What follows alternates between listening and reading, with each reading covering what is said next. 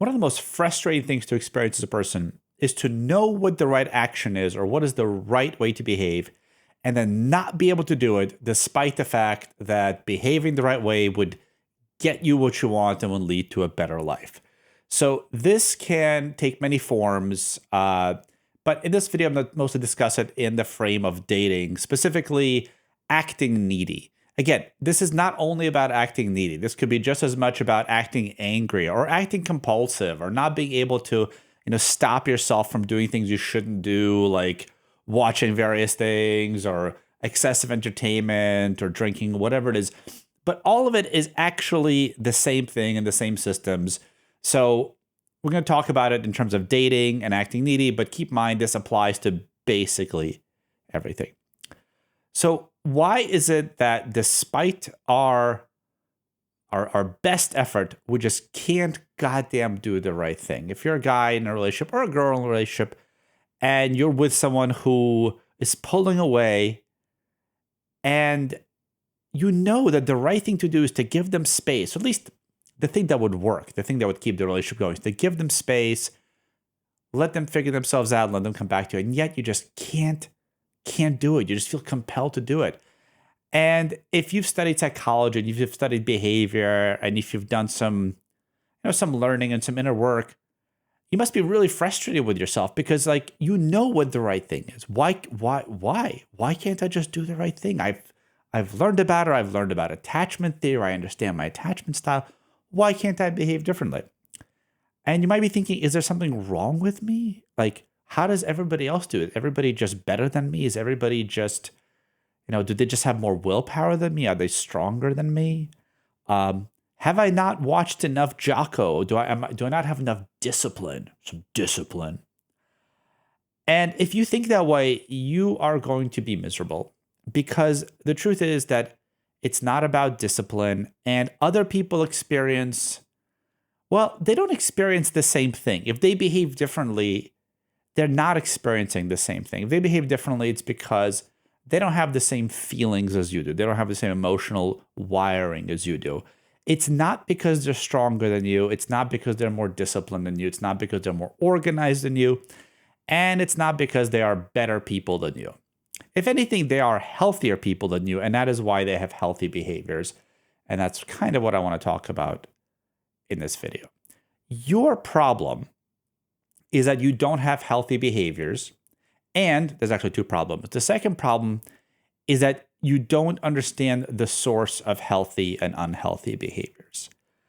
A lot of people, especially in the Western world, especially people who grew up educated, who grew up strong-minded, think that the root of good behavior is consciousness and logic, that you learn the right thing to do and then you make yourself do it. But that is just not the case at all. Almost all of our behavior is driven primarily by habits and emotions and training, and almost all of it is unconscious, even when we think we're being conscious. So the person that acts really well, they're not thinking through, what's the right thing to do? This is just how they are. This is probably how they were raised. And you who act needy or desperate in a relationship, you're doing the same thing they're doing. You just have different emotional drivers. A lot of people think that they should be able to then just, ignore their emotional drivers. Okay, look, I know this is how I feel, but I should be able to control my emotions. I should be able to do the right thing. And that is a wonderful idea, but the problem with that is that it ignores how human beings, and basically all animals, work. We are not driven by our minds. We are not our minds. A lot of us think that we are the mind. We are the ego. We are the part that's saying you should do this. You might want to do this. This is a bad idea. But that is not us. You've probably heard of the parable of the rider and the elephant. You think of your consciousness as this elephant that does what it wants and it's really big, and you're just the rider sitting on top of it and you're trying to direct it, but you can't really force it because it's big. And I think this is a fundamental misunderstanding. I think you are the elephant just as much, if not more so than the rider. If nothing else, then by mass, the elephant is 50 times bigger, more, maybe 100 times bigger, maybe 1,000 times bigger than the rider, maybe 50. So just because you think you're the rider, just because you think you're this ego, that's not actually you. You are all those impulses. You are all those emotions. And so when you have an impulse to behave in a certain way and you try to fight it, you're really just fighting yourself. And you're also fighting a much stronger and much more powerful part of yourself, and that is your emotional drives. And for people that think that, like, oh, I should be able to control myself, I would ask you why. Like, well, they're just emotions. I should be able to control my emotions. Emotions are there to make you move and do things. And your ability to suppress them is proportional, or I guess inversely proportional, to how strong they are. So here's what I mean. If somebody was about to smash your hand with a hammer, you would move that hand away so goddamn quick. You would not think about it.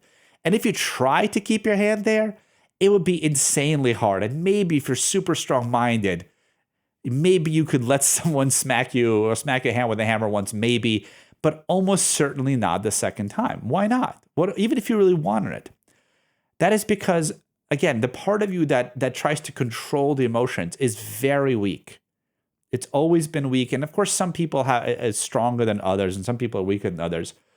But focusing on the control doesn't work long term, right? If you were going to be smacked with a hammer for days and days and days, trying to control your reaction would not be the wise thing to do. What you might want to do is try to avoid getting hit, but trying to avoid the reflex and the flinch response, that is not the way to go about it. Bringing this back to a more realistic scenario. So if you are in a relationship and you're acting needy, what you need to do is you need to understand that that is you. That is your primal behavior. And even though it doesn't seem like it's strong, if you have relationship issues, if you have attachment issues, then that feeling is almost as strong or perhaps even stronger than the pain you will experience from getting your hand smacked. In fact, it might be stronger because, you will survive someone breaking your hand.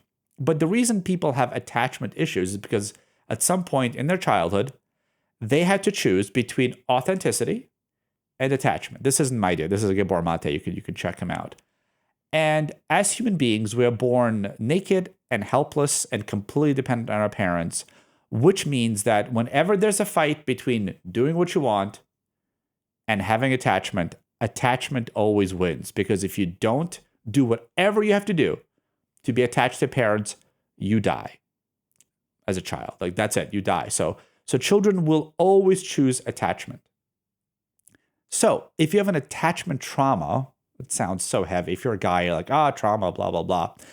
If you have anxious attachment, and guys, you're gonna have to accept that, like, these things happen. You have some kind of attachment trauma.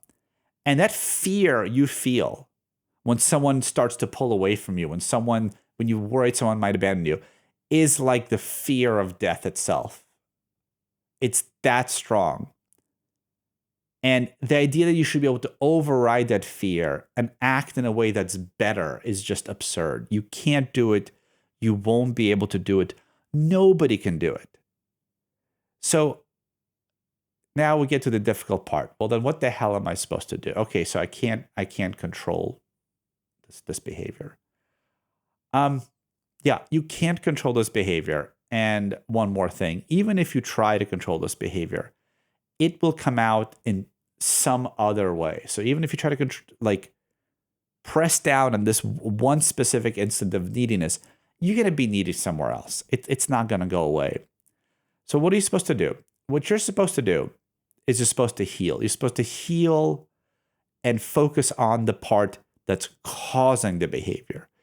This is like if you're hungry, trying to not be hungry and trying to stop your stomach from growling isn't going to work. And I know it seems different because you can't. It's clearly unconscious what your stomach does.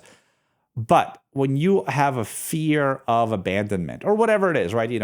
Whatever it is that's causing you to act in a way you don't want, it's just as powerful and just as not under your control as your stomach growling at you.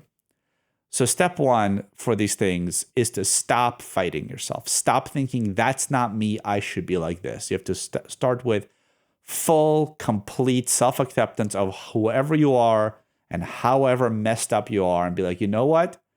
When this happens, I completely lose control of myself not because I'm a weak person, but because the impulse is so powerful and so strong and so primal that there's nothing I can do about it. That's step one. And once you do that, you will free up the energy that you're currently using to suppress yourself. You'll start to feel yourself. Why in the world do I feel this strongly? Right? Most guys, most women, but most guys especially spend their energy on trying to like compress and repress and suppress. I don't know about compress their emotions. And that leaves no energy to fix the problem. And guys, really, this can be fixed and it is a problem. So step one, again, accept it. This is how I am. Especially if you're intelligent and self-controlled and self-directed. This is how I am. This is not under my control. The reaction is not under my control. The emotion is not under my control. Step two then is start looking at what is causing this, what has caused this. Look at your relationships growing up. Look at your relationship with your parents. Nobody wants to look at their relationship with their parents. Nobody wants to look at their relationships growing up. But I'm so sorry, that is the only way you're going to be able to change this. You're going to have to look at your relationships. You're going to have to look at what pain you have inside you, and you're going to have to address it with somebody at some point. The sooner you do it, the sooner you will get better, and the sooner your behavior will change naturally. So as somebody who is kind of at the other end of this, once I addressed the causes of my anxious behavior and my needy behavior, I started behaving differently. I started thinking about things differently. I started feeling differently. So I no longer had to fight with myself to not act needy with people. And that is what happens at the end of healing. Your inner self will change. It's like if you were hungry, you will feel fed and your stomach will no longer growl and you will no longer have to think about it. I don't know if this was helpful. I really hope it is. If you take away nothing from this video, it's please don't fight your emotions. Don't think of your emotions as something that's outside of you, that something needs to be controlled or suppressed or or pushed away. Like that's not me. I should just like I should deal with this stuff. That will never get you there. Your emotions are you. They're more you than your thoughts. And once you start accepting that, you are now on the road to get better and to have a better life. Because, yeah, girls don't like needy guys and vice versa. All right. Thank you for watching. If you have any questions, please leave them in the comments below. I'll see you guys in the next video.